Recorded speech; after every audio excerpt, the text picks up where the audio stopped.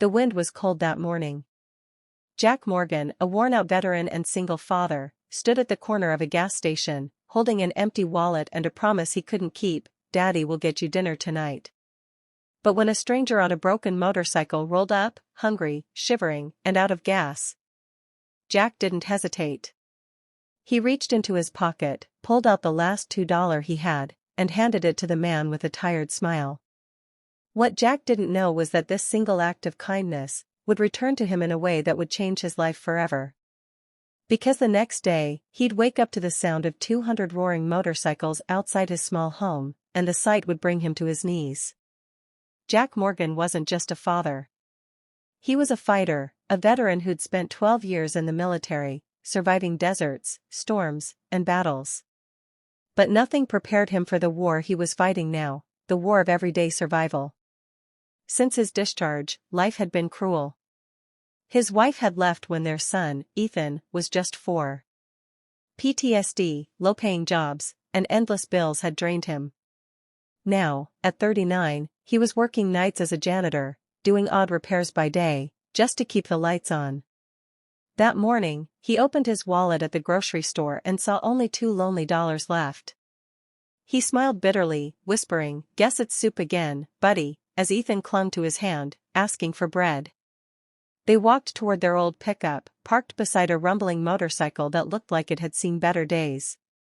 The man leaning against it, leather jacket, face roughened by life, looked lost. His bike's tank was bone dry. Jack noticed him struggling, shaking his head, searching for something in his pockets. "Out of gas?" Jack asked. The man nodded. "Yeah, trying to get home. Haven't eaten since yesterday. Guess karma finally caught me." Jack looked at Ethan, then back at his wallet. $2. That was all he had until payday, if the company didn't cut his hours again. But something inside him, the soldier, the father, the man who'd been helped once by strangers during the war, couldn't walk away. He stepped forward, placed the 2 crumpled bills in the biker's hand, and said softly, "Here. It's not much, but it'll get you home." The biker blinked, stunned.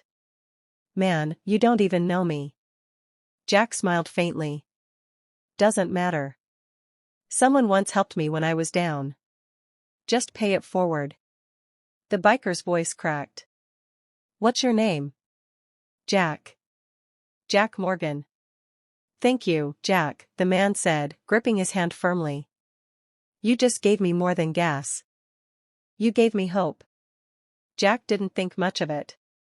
He lifted Ethan into the truck and drove home, feeling oddly at peace, even as his stomach growled. That night, he tucked Ethan into bed with a story and whispered, "We'll be okay, buddy."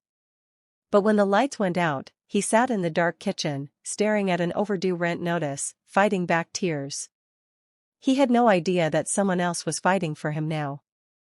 The next morning began like every other, gray, tired, uncertain. Jack woke up before dawn, ready to head to his second job fixing fences. As he opened the door to step outside, he froze. The air trembled. The street began to rumble. Then came the sound, the thunder of engines. Jack's heart pounded. 1, 10, 50, and then hundreds of motorcycles came rolling down his quiet road, chrome shining, engines roaring like an army marching in formation. Ethan rushed to the window, eyes wide. "Daddy, are they here for us?" Jack couldn't answer. He just stood there, speechless, as the riders stopped in front of his small, worn-out house.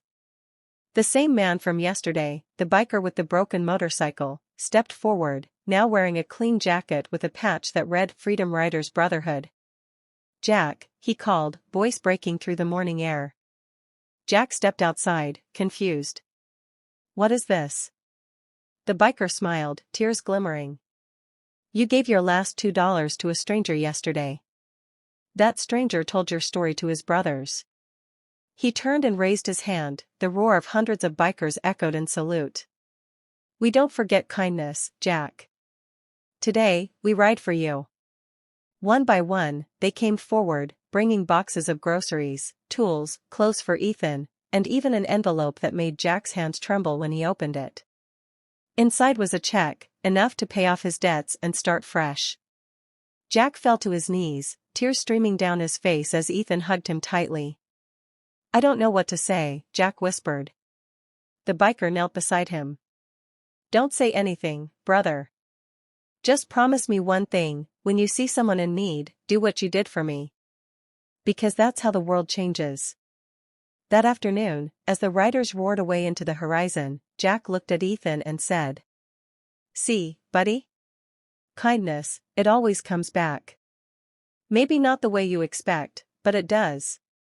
And for the first time in years, Jack smiled, not the tired smile of a man surviving, but the proud smile of a man living again. As the sun dipped below the sky, he whispered softly, "Guess our war's finally over, son."